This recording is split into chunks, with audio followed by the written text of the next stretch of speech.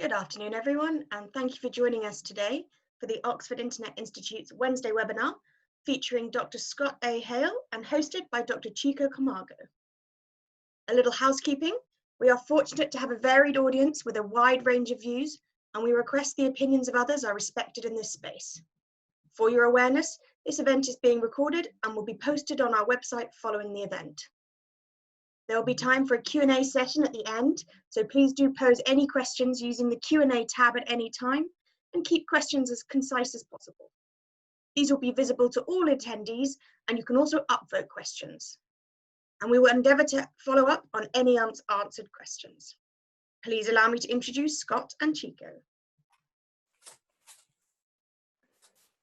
Well, good afternoon, good morning, good night, evening, depending on where you are right now. Welcome to the seminar.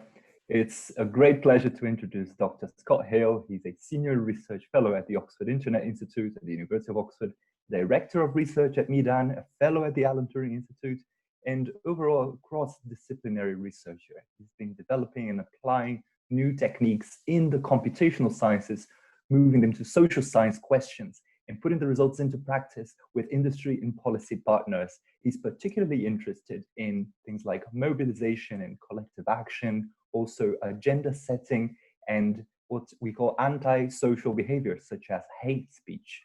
He's also got a strong track record in building tools and teaching programs that enable wider access to new methods and new forms of data.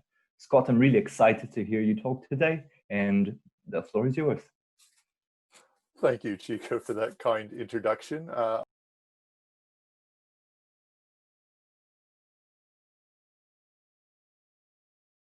Scott, I think you're on mute.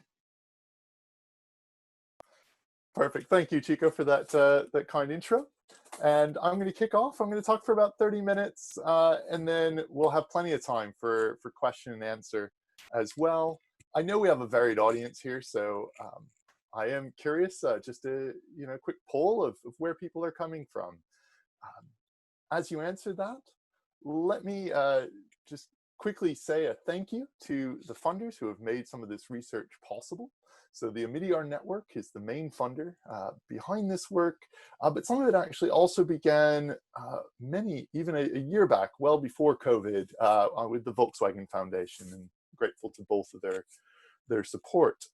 So I'm going to talk through these sort of topics, talk a little bit about text similarity, give you some background, and then tell you how that's being applied to duplicate detection, clustering, and some of the wider context in what we're working on. 2 years ago, colleagues at Meedan, which is a not-for-profit technology organization that's developing tools for global journalism, wrote in The Atlantic that misinfodemics, the idea of misinformation accompanying future epidemics, were going to be a major challenge. And I don't think any of them had in mind the current situation, but fast forward 2 years, and indeed many of the challenges that we're seeing related to COVID are compounded by some of the informational challenges on how do you get out high quality information to people at the right time. And just as an example, I picked a few things from a news article from India.com, and you can see various cures that are being peddled for COVID. But tragically, right, misinformation does have a real consequence to it. And in fact, in Iran, misinformation in the form of a false cure that people were encouraged to drink methanol actually led to hundreds of deaths. And so this is serious, a serious problem. And okay, on some of them, platforms that are more centralized and open, things like Twitter or Facebook, we can look at the content, the platform can intervene. But on closed platforms, on encrypted platforms like WhatsApp or Signal, Line if you're in the Asia Pacific setting as well, the platform has no view into that data. And so as a result, you know, there's no centralized thing that they can do to intervene on that. One of the things that we've been trying is the idea of text similarity. Thinking about, the idea of tip lines, thinking about working with journalists and fact-checking agencies to set up tip lines into where people can forward content, and then they can use those fact-checking organizations, can reply back and fact-check some of that content. Now, key to this and making this work is a need for human in the loop, or even machine in the loop is what some of my colleagues have started to say. You know, a combination of human and machine intelligence. And I'm going to talk about one aspect of that today, particularly the idea of text similarity. And, you know, the whole process maybe looks something like this. You know, there's someone on a platform, they see a message, they're a bit dubious about it, they forward it to a local fact-checking organization, and that goes into a workflow software. And Meedan had been working on sort of open source workflow softwares for 8-some years now. And what's new here, though, is integrating that into various social media platforms. And so then the journalists and the fact checkers could work through the content there. And if there was already a match, they could immediately, you know, that match would immediately be sent back with no human intervention. Or if there wasn't a match, then the fact checkers could look for the best matches or select and fact check some of the content and send those things back. And then anyone who in the future sent the same thing would get a fact check back. Well, to make that viable, if these tip lines are getting hundreds of messages a day, one of the things that we need to do is be able to sort out what we've already matched, what's already been fact-checked, and also pull things together to maybe give an idea of what the demand is for a piece of content, how many people have sent in, you know, roughly similar things.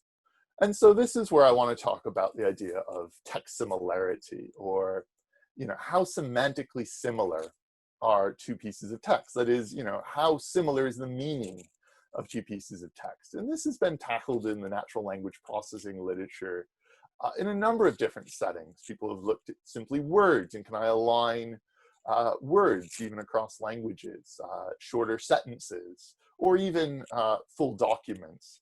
I would say probably in this tip line setting, we're seeing things more in the sort of short paragraph type range. So it's somewhere between sentences and longer documents. And that's the sort of technology that we're going to look at in this setting. If we can do this well, then there are a number of things that can come from it. So we can cluster together similar content and start understanding what are some of the emergent themes. We can identify duplicates. So the screen capture is from one of the tip lines that a media partner is running. And we can see, oh, there's 43 requests for this item, or very similar items. And most recently, can we also use this to start identifying things that have been fact-checked, not just by that journalist team, but maybe elsewhere on the open web. You know, since COVID has started, there are now thousands of fact checks that journalists have completed across the world. And given how human intensive, labor intensive these fact checks are, the more mileage that we can get for each one, the better, right? So can we make them more discoverable and accessible? So if I talk about text similarity, probably the easiest thing to think about is simply the number of words that overlap between two text segments. So, you know, here are two text segments, both false. Everything I show you in this presentation is false. Well, the findings are true, but the examples are false. So please keep that in mind. You know, but here is, you know, something going around on one of the platforms, forwarded into a tip line that says, well, you know, look, it's not a big deal if you get the virus, it comes in your mouth or something, just drink hot water a lot, because that will wash it into your stomach. And the second one says something kind of similar. It talks about, water. So we can see there's word overlaps here. Hot, water, drink, throat, if you discount a misspelling, okay, you know, it's nearly a match. Stomach.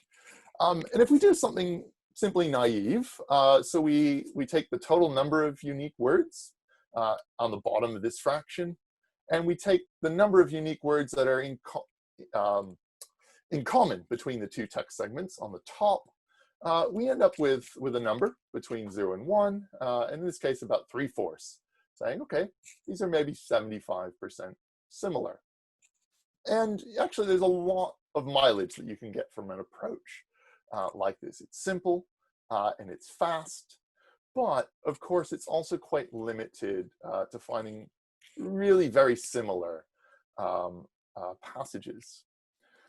Here's something a bit more complex. So where the whole field of natural language processing has gone in the last couple of years is to large models of language.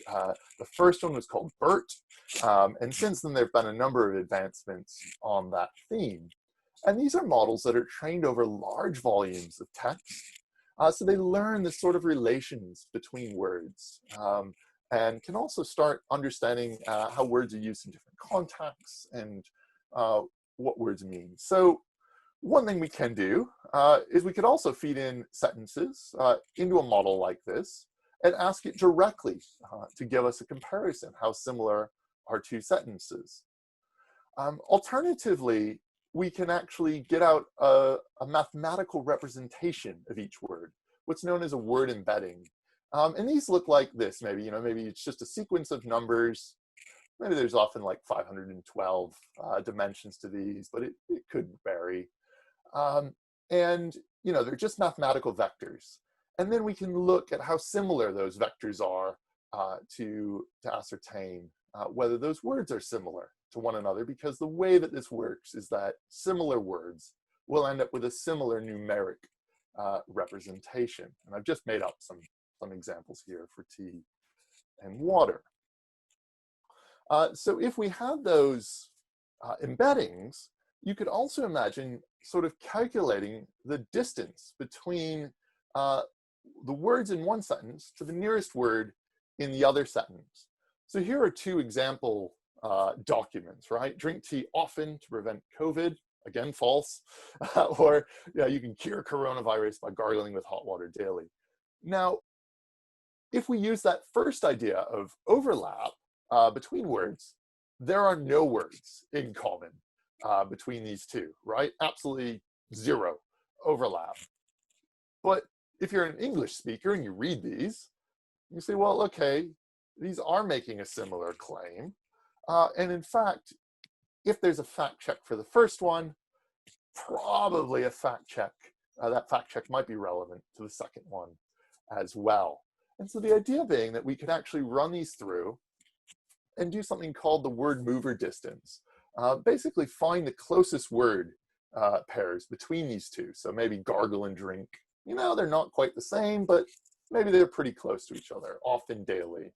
And then we could add up all of these distances and sort of estimate how far apart these two documents are, these two statements. So both of these are promising. And in particular, the second one, the contextualized word embeddings with word mover distance, actually performs very well. But the problem with both of them is that they're slow. If you're feeding in every pair of sentences into a classifier and running this full model to get an idea of how similar they are, well, you can maybe batch that and you could run it for a small data set. But if you want to do this in near real time for a data set of thousands or millions of text items, this becomes computationally infeasible. And this is one of the things that sets this task apart from some of the academic challenges, is the real world application of this in the tip line setting is we wanted to find those duplicates in real time. Someone sends a message in and we want to automatically push back a fact check straight away if there's a match. And you know, all the social science research tells us is that intervening earlier in countering rumors, countering misinformation is really important. So the challenge with something based on BERT or some of its successors is that they simply won't scale to the size we need in the time requirements we have. Even the contextualized word embeddings and the word mover distance actually ends up being a complexity of n cubed, if people do big O notation. But this is idea that as you add more items to your database or to your list of items, it's going to, the order of magnitude that it takes you to do this is going to go in a cubic function, you know, x to the power of 3 or n to the power of 3. And so the larger and larger your data set gets, it doesn't just get slower a little bit, it gets a lot slower. And so this doesn't really work. And so we need some way to sort of get one vector representation for the whole of a claim, and then we could scale that much quicker. You might think about simply taking the mean or the max or other aggregating functions, but in practice, these don't work very well. So what we actually started to do, and then discovered, of course, that others had already done it, researchers in Germany last year, at the very end of 2019, published a paper on what they called sentence BERT. And they took this idea that you could encode pairs of sentences. So you could take two sentences, A and B, you could run them through BERT. That would produce these contextualized word embeddings, right? Every word would have its own embedding. But then you could pool those all together and learn one vector that could represent the whole sentence. And what they have is a loss function that's going to penalize the representations here.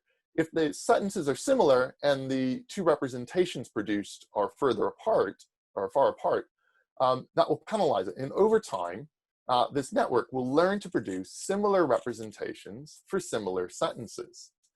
And what you can do at runtime then is forget the classifier. Now we have two representations, and we can simply calculate the sort of angle between them. You know, and if they're really similar, they'll have a small angle. And if they're quite far apart, they'll have a much larger angle.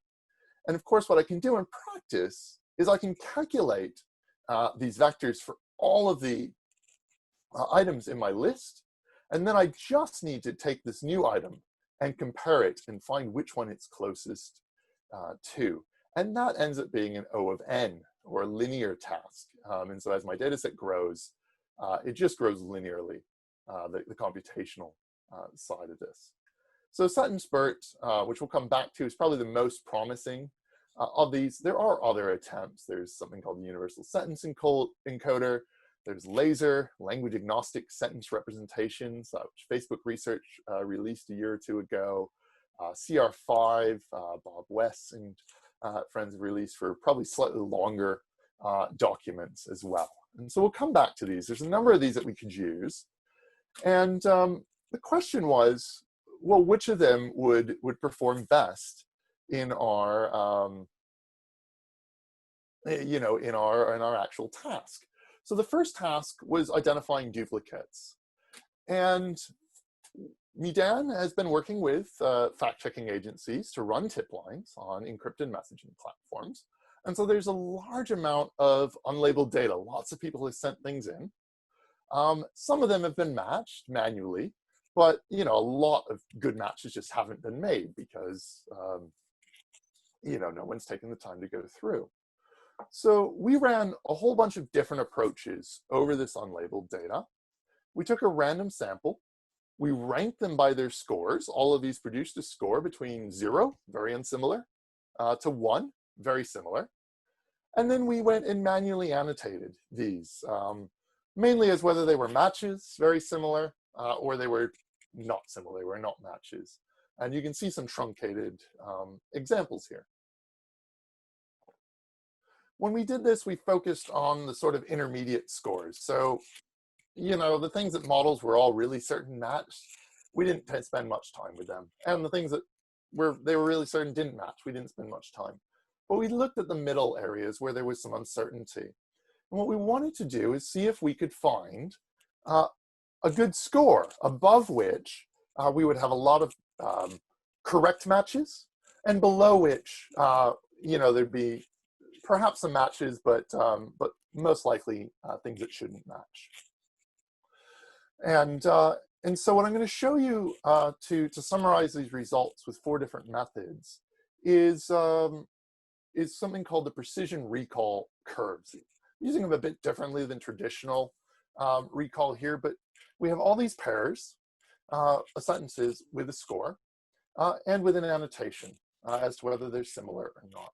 So if we align them up from their highest score to their lowest score, then we're going to plot a curve. And in the best case, that curve's going to start at 100%. Apologies. It's going to start at 100%. And, you know, that's going to be meaning that 100% of the things we returned are correct matches. So we can see here, maybe in this theoretic example, we started 100. First one's returned. 100% of the things returned are correct. Second one, we're still at 100%. They're all right. When we bring in the third one, oops, that's a bad match. And so our precision is going to drop. Right, the percentage of correct matches up to 3 now. Now it's 2 out of 3, or 66%. The next one's similar, so we go back up, and then we have a bunch of non-similars, and you know, you can see how this goes until eventually you get all of the good matches on the bottom. So we have recall on the bottom, which is the fraction of all the true matches we've gotten, and we have precision on the vertical axis, which is what percentage of the matches returned are correct. And you can summarize this with one number, which is sort of the area under the curve. And a really good curve would look pretty straight across the top and then start dropping only at the end. So if I jump over to what this looks like in practice, here are some results. So we looked in the first case here at Fuzzy Wuzzy, which is a fuzzy string matching algorithm. And we can see that even at its highest score, the precision is sort of in the 90% area, right? It's already producing a mix of good and bad results, but it does find a lot of strong results. Laser, that language agnostic sentence encoder, starts off very strong and then again starts to drop. And SBERT here probably does the best of all of these. And we can see that it really keeps a very high precision almost up until half of the data set is already recalled. And then it starts to mix. And there's a few matches that it can't get, or that it gets only with a number of false positives mixed in. But there's a real strong region here where you can recall matches and with a high precision. You know, almost all of the things you get are correct matches.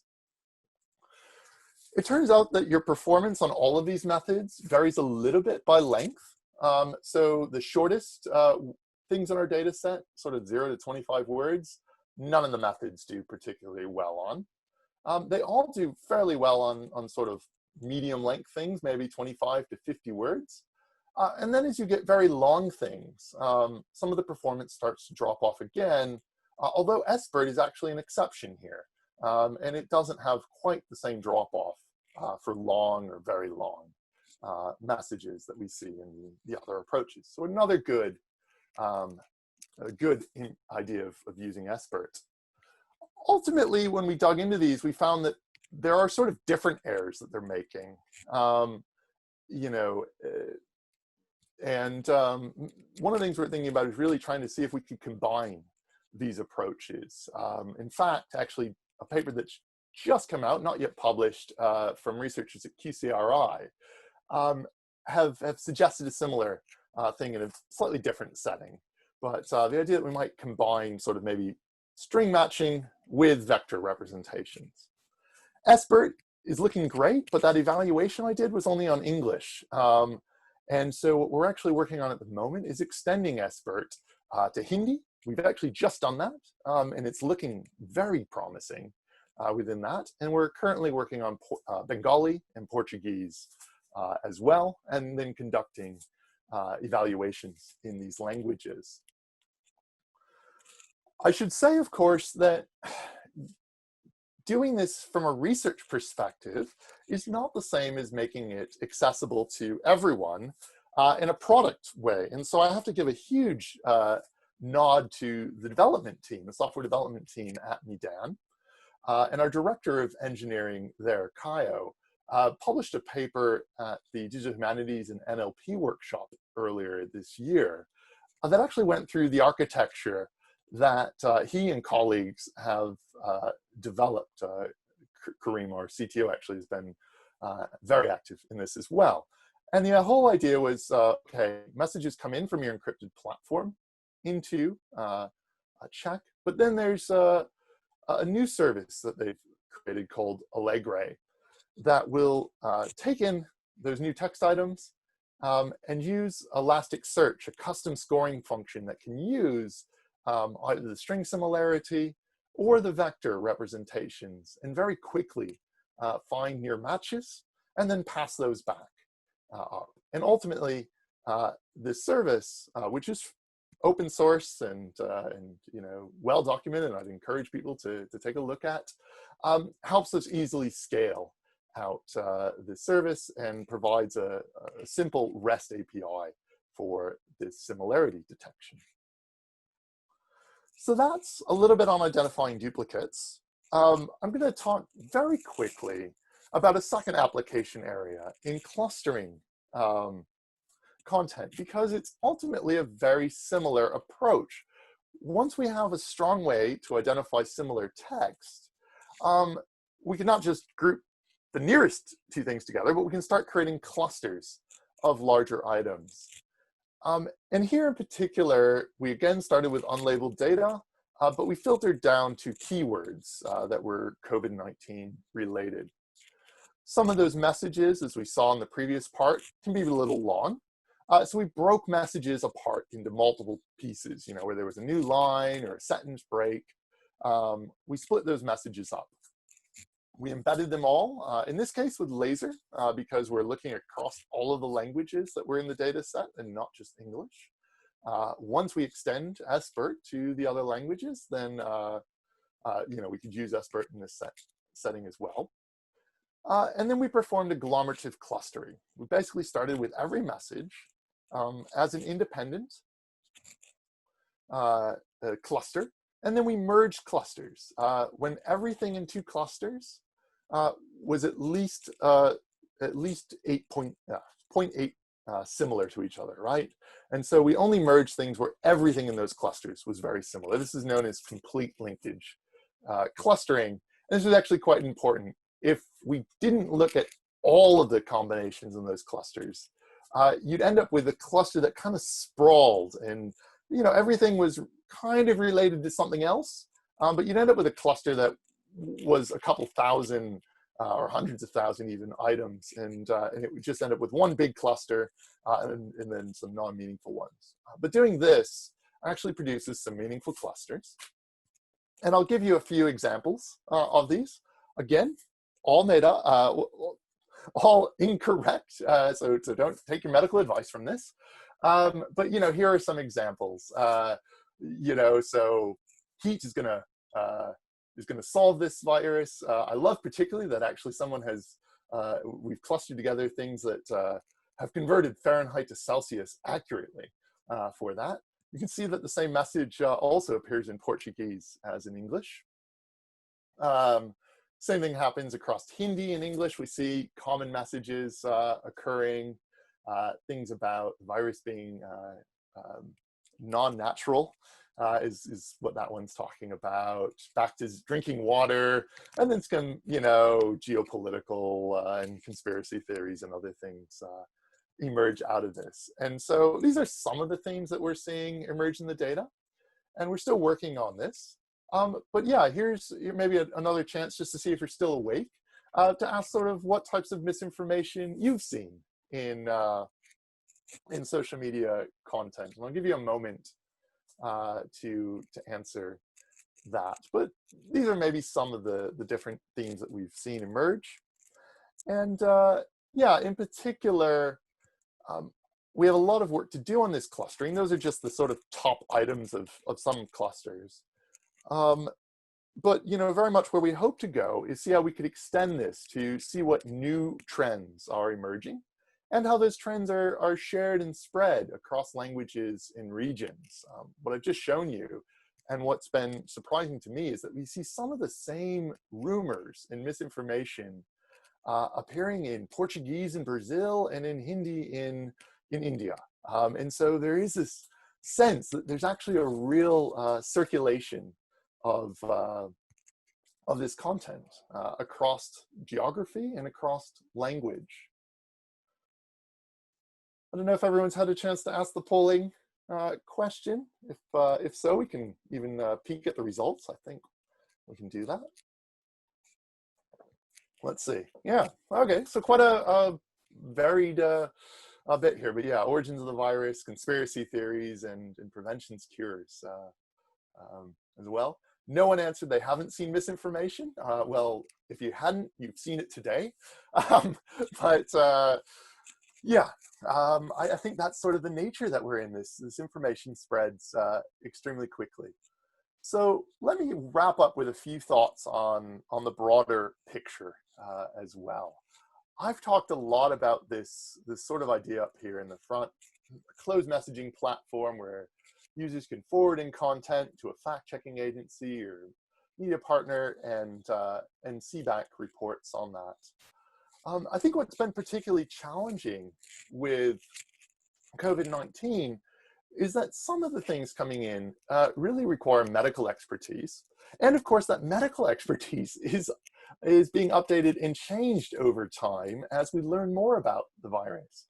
And so one of the things that colleagues at Meedan have started to do, and led by Nat Gines, who's has a master's in public health, she's put together a team of experts from Johns Hopkins, the Harvard School of Public Health, and other locations to help answer some of the questions that journalists aren't able to answer directly, and create a resource of medical and sort of public health advice around COVID-19 particularly. And this is aimed particularly at newsrooms. So if you're one of the practitioners, journalists who answered at the beginning of the first poll that you're with us, it's great to have you. And this project is just getting off the ground, and I know they're really keen to actually hear from newsrooms and understand the types of questions and the types of expertise that would be helpful there. And yeah, in the bigger picture, I think I've talked a lot about this idea of triage. Lots of messages coming in. Can we identify themes? Can we match duplicates to help fact checkers identify things to be fact checked? But of course, there's a whole process to do with fact checking. And as I mentioned, this is often an incredibly labor-intensive process. And so if you want to hear more about the bigger picture and what this looks like, there will be a panel and a presentation that some of the Meedan staff are giving tomorrow. We actually happen to be in the middle of the International Fact-Checking Network annual conference. It's happening online this year, as you might imagine. So it's Global Fact 7, and there'll be a panel discussion with fact checkers, platforms, and some of the Meedan collaborators that I have as well, talking about some of the particular challenges in the bigger picture of what it would look like, or what it looks like, in fact, to do fact checking on WhatsApp. And we'll include that link in the chat in a moment. I wanted to just close with a huge thank you to everyone who's made this work happen. I'm here presenting it, but I am by no means, taking credit for any of this work. I mean, okay, I take credit for a small portion of it, but it's been a huge team effort and a bit of a puzzle piece here. So, in the top left, you have sort of a lot of the Oxford Internet Institute staff, students who have been working on this. Chico, who will be back in a moment to help facilitate Q&A, actually started working on clustering and identifying similar news texts across languages about a year or so ago. And some of that has been really helpful, and then laying the foundations for the work that I've just presented. There's a research team at Meedan who have been very hands-on in this. Ashkan Kamari, Devin Gaffney as well. Kiran Gurmela at MIT has been collaborating. And then I mentioned that, you really can't just do the research and expect it to magically make its way into product or have real world impact. And so a lot of our dev team have been at Meedan have been, the ones who have had to take my scribbles and other things and, research findings and find a way to make those work in practice. And they've been huge. And then finally on the very right, a bunch of our program and product individuals who have had this sort of user research and lots of in-depth conversations with fact checkers to figure out what are the real pain points and where are the opportunities for academic research. And I think that's where I'll close, is to say that I think this opportunity to combine research from an academic side but with real world problems, real world opportunities, I think is so important. And I really hope that we can get more exchange between academics and practitioners going forward. So I'm looking forward to the questions. These are my contact details. All of the research we're trying to do and commit things to GitHub and keep everything open and a little bit documented as we go.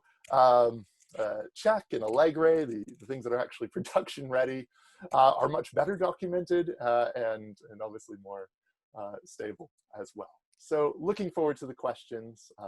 Thank you so much for being with us today.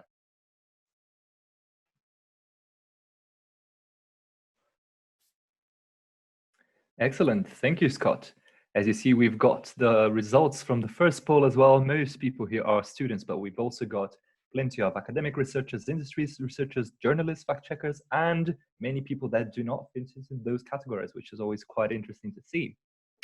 I've got some questions of my own. Who these others are. Yes, go on. Yeah, if you're in the other category, if you want to put in the chat, we're very curious to hear where you are and what you're doing. But the first question I have for you, it actually relates to one of the questions in the Q&A. How do you do this in many languages? Like, do you just translate it in like Google Translator and then vectorize it? How does it actually work? Yeah, no, great question. So I think early on there were ideas that you could, maybe just translate some of this and, the tools in English are so much more advanced, we'll just do it in English. But you lose a lot, obviously, by doing it that way. And so no, the approach that we're using is to actually create the language models and embed and create the mathematical representations in each language natively. And so I talked about BERT. BERT did start as an English-only language model, but there is now a multilingual BERT. And in particular, what we're also using is something called XLM Roberta, which is a later iteration. And that has been trained on text from a whole bunch of different languages, from Wikipedia data, the open web, etc. And so it has a sense of how language works in all of these different languages. The problem with it is that it actually doesn't have any idea how similar things are between languages, or what one thing means in one language to another. And so what we're doing with SBERT in particular is following some advice that the authors of SBERT just posted on arXiv a month or two ago, which is the idea of using a bunch of parallel corpus data in order to drag these models into alignment. So we know that SBERT does well on English. That's where it was originally trained.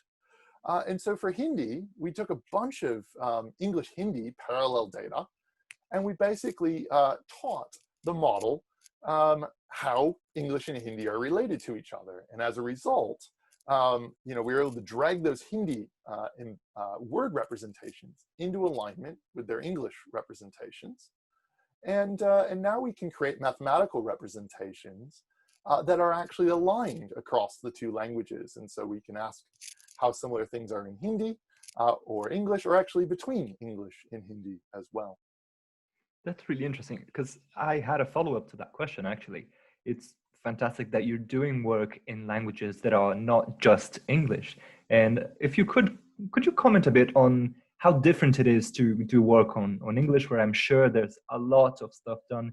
And then I find that often when it's not just English, people are working in other European languages, but it happens that most languages are not in Europe. So what is it like to then work on many others? Do you find that there's a lot of data, or do you find any obstacles? What are the current bottlenecks? I guess it really depends on which language you're talking about specifically. So not all languages are created equal. And partially that depends on the size of the language, but it also depends a lot, unfortunately, on how rich those language speakers are, to put it quite bluntly, right? Countries that can afford it, scientists in those countries, in those languages, will develop further resources, create dictionaries, create large text corpora. They'll have a lot of digitized digital data, etc. There are major languages, even Hindi, for instance, obviously a huge language. We're fortunate that we have a lot of parallel corpora with English, so we're able to bring the sentence BERT embeddings into alignment and basically use the knowledge we had in English about similarity and transfer that knowledge into Hindi. We originally tried to actually train a model for Hindi directly, just using natural language inference task data. But it turns out that there simply wasn't enough of that data available in Hindi to get the highest quality results. And this approach of sort of pooling the languages together and using the knowledge that was already embedded in the English representations actually produced much better performing embeddings for us. And I think that's like a fortunate case that even we had the parallel data. I think as you start talking about some of the other places, Meedan has partners in the Philippines, working in Tagalog, in Myanmar, working in Burmese, not to mention some of the even more local languages in Myanmar. And in many instances, we don't even have full dictionaries or scripts or ways to parse some of that content. And so it really can be quite difficult to perform these tasks in very small, underrepresented, under-resourced languages. But actually, of course, these are the exact same places where we really need to intervene, where there really is a tremendous health need, a tremendous public health need to disseminate information and ensure people are getting the best information possible. So true. Just one other question for me before I jump to the other questions in the Q&A, because there are some very interesting ones there. I find that from my personal experience, sometimes the information I receive on, for instance, WhatsApp is not written. It's instead there as an image. Does everything that you describe play well with images too? Like, do you just extract some text from images, or do you actually need to apply totally different tools in that case? Can you handle images? Yeah, so I think it's a different pipeline. So obviously in the first question is whether you can extract some text out of the image, and then you might be able to do some of the similar things we're doing here. But actually simultaneous to this, there's a whole separate part of research that's going on to understand how we can match images at scale. In fact, my students in the social data science course and data analytics at scale did a whole summative assessment as part of their degree, looking at techniques like image hashing, in particular, a new library that Facebook had released last year to do image hashing and find similar images. So there's a whole way that these things intersect, and they certainly build on one another, but there's also, of course, peculiarities and specifics around images, not to mention links and video, which are also coming in through these tip lines. True. Okay, cool. So now starting questions here from the Q&A. Folks, if you want, you can also upvote questions in there so we get to answer the questions that everyone wants to hear. The first one, Scott, is Do you think there could be a direct implementation of a fact-checking function into large-scale messaging services to help perhaps combat the spread of misinformation? Or do you feel this could be intrusive and in the end could lead to more distrust of these services and feel like they're pushing a narrative? Yeah, it's a great question. I think there's a lot here on user experience ultimately. So there's two challenges, right? One is that the platform can't see the content, but you can work around that to some extent by putting intelligence on the client device itself. And Kieran Grimella, who I mentioned is a collaborator at MIT, has done some work on this, and particularly looking at images. And if you get the sense that there are a lot of images that recirculate and thus appear over and over again, one of the things you can imagine doing is putting a list of those hashes of problematic or known to be false images on every phone. And then once the message was received, decrypted on the phone, you could compare that image to the list of known misinformation images and flag it if it were there. Of course, it wouldn't be perfect, but in the idea that, many of these images are repeated, you might get a good coverage out of it. And I don't remember the estimates, but Kieran has some estimates in his published work on this. I think part of the challenge is to think about how do you explain that to the user. As a computer scientist, I can say, it's totally above board. It's end-to-end encrypted. No one's looked over your shoulder. WhatsApp hasn't seen that message, or Signal hasn't seen that message.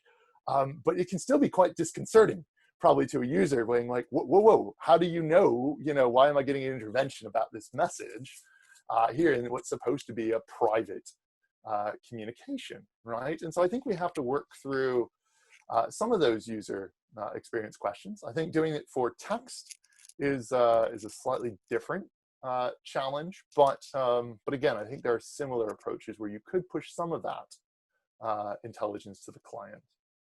Indeed.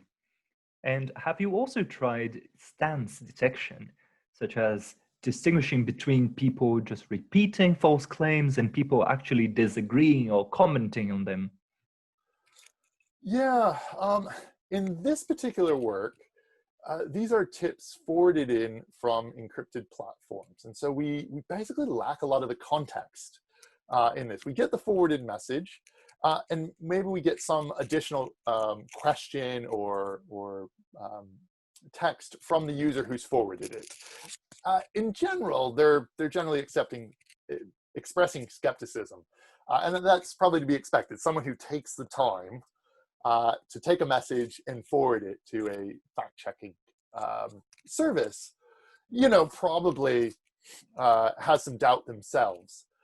I think there are a lot of great work going on in sort of more open social media platforms where you can see all the replies and comments. And there I do think stance detection can be a meaningful signal.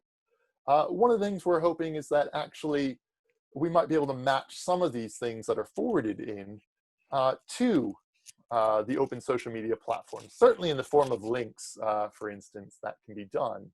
And I think stance detection there can be really helpful. So haven't done a lot of it ourselves, but certainly watching the literature and excited by a lot of what we're seeing. Fantastic. Now on the usage of these tools, just scroll back, there we go. Do you think that this similarity or duplicate finder might be used by bad actors to find adversarial examples that fool the system? Either way, do you believe that these trained models should be open source?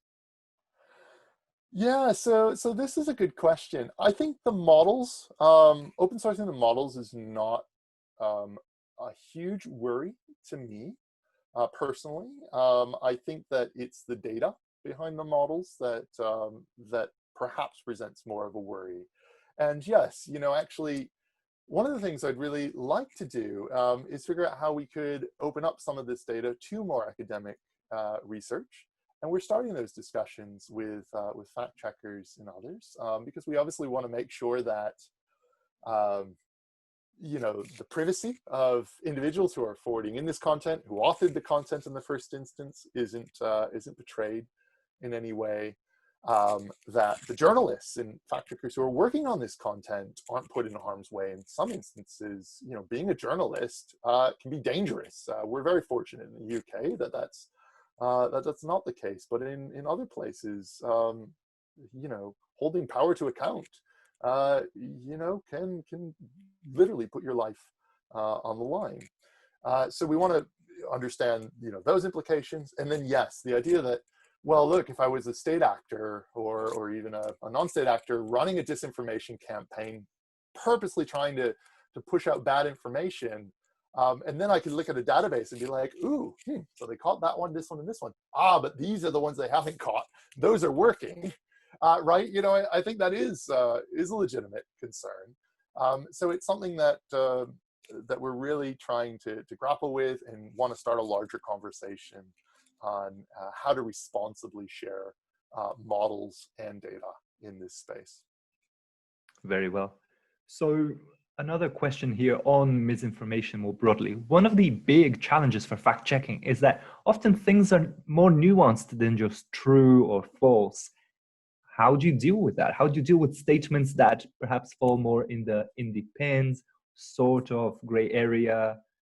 How do you handle that? Yeah, great question. And I think this is exactly why I talked about combining human and machine intelligence. I saw that we have some friends from Full Fact, the UK's independent fact-checking organization, the only independent fact-checking organization in the UK on the call. So I'm gonna steal something that that their head of automated fact-checking told me, and he said that's at the end of the day, a human is the best fact-checker there is. And so there is a lot of work in computer science. When I go to NLP conferences, there's this desire to move to a fully automated fact-checking, and we can just have the human, we can just have the machine do fact-checking. But I think this is exactly the point. There's a lot of nuance, there's a lot of context that's really important. And so the whole idea here is to empower human fact-checkers,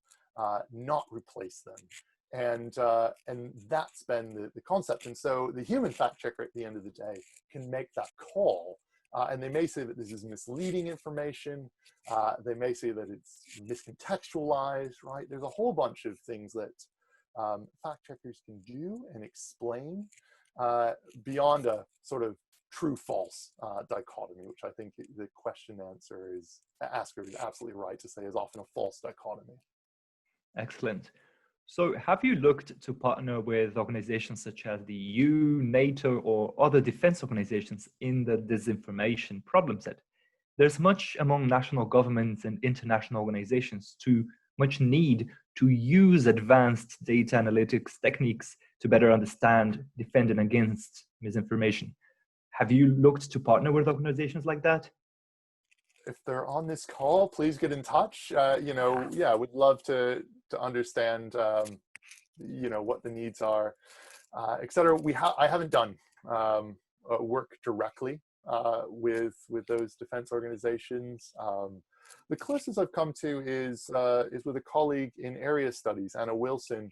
We've been looking at sort of maybe the next generation, if you like, of what we call multimodal viewpoint construction, and how not outright false statements, but over time and also with the affordance of video and gesture, viewers might be led to a false conclusion that isn't explicitly stated. And that's something that we've been exploring in the International Multimodal Communication Center, and we have some partners from the Defense Science and Technology Laboratory, DSTL, in the UK, who have been involved in discussions there. Perfect. So just a technical point here. When you were doing the clustering, how do you decide the threshold for what counts and what doesn't? There was a similarity threshold of 0.8 there. Where does that come from? Because to expand upon that a bit, you can also have many sets of claims clumped together. How do you define what counts as a cluster? Yeah, so this number of 0.8 sort of came through that earlier analysis and some work looking at where there was a good number above which we were fairly confident these were strong matches. I would say it's a conservative number, so that produced probably smaller clusters on average, but clusters that were very tightly around very similar text. So, you know, there's not a right number here. But what's good about the hierarchical clustering, agglomerative clustering approach is that rather than having to say, oh, we want 10 clusters or 20 clusters, we're able to say how internally cohesive do we want those clusters? And we can vary that number and then look at the results. And yeah, 0.8 seem to be producing, as I say, very internally cohesive clusters, perhaps missing a few things. I also see there's a question here. I'll just answer a few of these maybe very quickly. On not all of those clusters had a COVID keyword directly in them. That's true. They all came from messages where there was something related to COVID in that message to begin with, and then we broke up those messages into a lot of subparts. So that's why some of the clusters that emerged may not have had a direct reference to COVID, but of course some of them just said, you know, it's good to use hot water for washing things, and it didn't actually say anything about the virus, but we knew it was in the context of COVID-19 in this case. And yes, I've been talking a lot about COVID, but to the question asker who asked whether this might be reused for other contexts, absolutely. I think it's, you know, all of the technology, all of the idea of workflows, you know, how do we combine human and machine intelligence together, empower fact checkers, you know, how do we match similar claims? I think a lot of this can be used in other contexts. And I very much hope that this is actually a learning opportunity. I think what we've seen, you know, in the context of the current pandemic is the platforms and lots of other actors trying out new things, doing things that they wouldn't necessarily do with political misinformation. And I hope that, that these are things we'll learn from and be able to adopt more broadly as well. Absolutely. Let me see here. So I think we have time for 5 more minutes. Just let me confirm that. Yeah, okay. So I think we can still go over the 3 remaining questions here. Do you see a chance that certain bits of this methodology qualify for reusability to tackle perhaps crises to come, misinformation in crises to come in responses to events that might come later in the future? In other words, things that might not be COVID, for instance. Yeah, definitely. And I think I sort of saw that question on the screen. I was starting to answer it, but yeah, that's absolutely my hope, is that I think a lot of this can go beyond COVID specifically. And, you know, I think this is a real opportunity to learn and improve technology, processes, policies as well, as we think about moving into other domains and future challenges we may have. Fantastic. And then 2 questions here from Devin Gaffney. First, how do you determine whether a text is fact claimable or not? And also, where do these vector space models fail to accurately match texts? Are there examples where these approaches might not work, but in a potentially biased way? Is there any way to reduce that bias? Oh, I could ask Devin this. He's involved in the research. No.